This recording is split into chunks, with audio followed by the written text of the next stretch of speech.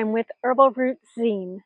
I'm Kristine Brown, and today I'm going to read to you a story I wrote for Herbal Roots zine from issue number 75, Mulling Over Mulberry. Have you ever heard of mulberry? Do you have any mulberry trees growing in your neighborhood or backyard?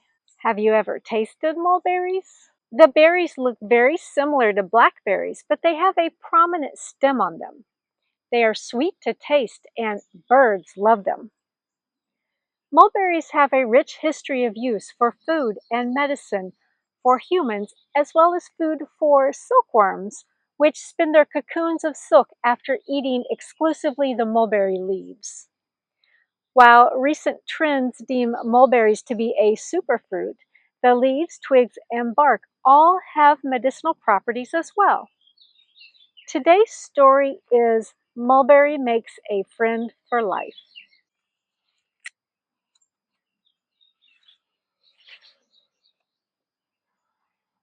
A long time ago, there was a lonely mulberry tree. He lived at the edge of the woods, watching the other trees interacting with the animals and the insects that visited them daily. Day after day, squirrels played in the walnut trees, birds nested in the ginkgo trees and ate the berries from the cherry trees. Deer enjoyed the leaves and fruits of the maple trees, and owls hooted from the fir trees. Nobody ever visited Mulberry Tree, though. Every day, he would wave his leaves to the squirrels. "Hey ho, buddy-o," he would cry out to them. "Come and play in my branches."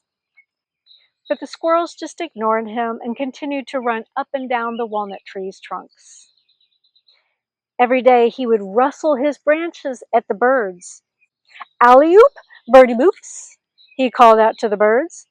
Come build your nests in my strong branches."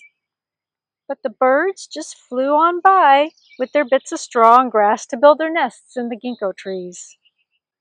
Every day he would drop his juicy berries to the ground as the deer walked by. "Yoo-hoo, dearie-doos," he sang to the deer. "Come and try my delectable leaves and berries." But the deer didn't seem to notice the sweet, juicy berries that littered the ground all around him, and they continued to nibble at the maple's sweet leaves and fruits. Every night he would bend his branches to attract the owl's attention.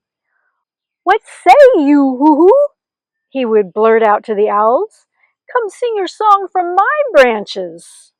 But the owls just hooted to the moon from the fir trees and never turned their heads his way.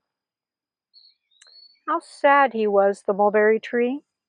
So sad, in fact, that he didn't notice when a lonely little moth flew his way and landed on one of his leaves. So sad he was that he didn't notice that lonely little moth laying eggs on his leaf. So sad he was that he didn't notice the lonely little moth fly away. 3 weeks passed, and the mulberry woke one morning to a tickling feeling on his leaves. "Hee hee hee hee," he giggled. "Who is that tickling me?" He heard a reply from 500 voices in unison. "We are!" "And who is we?" he asked with glee. "We are baby silkworms," they replied, again in unison. "Our mother laid her eggs on your leaves and we hatched out." "Oh, hooray!" he shouted.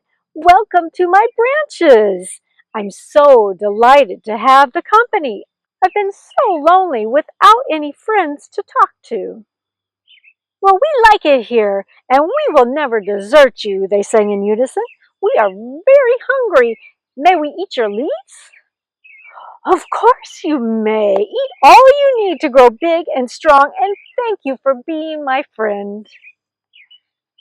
And so they did. They ate, and they ate, and they ate, and they ate until eventually they were so big and fat they couldn't eat another bite. One by one, they began spinning their cocoons. in his branches, making Mulberry so happy that he could provide food and shelter for his new friends. Other animals started noticing how happy Mulberry seemed. Curious, they started to visit him. The deer and the birds enjoyed the berries and then returned to nibble them off the ground. The squirrels began running up and down his trunk during their daily games. The owls often perched high up in his branches at night to call on the moon. Try as they might, the other trees could never entice the silkworms to eat their leaves, and to this day, the silkworms will only eat the mulberry leaves. I hope you enjoyed today's story.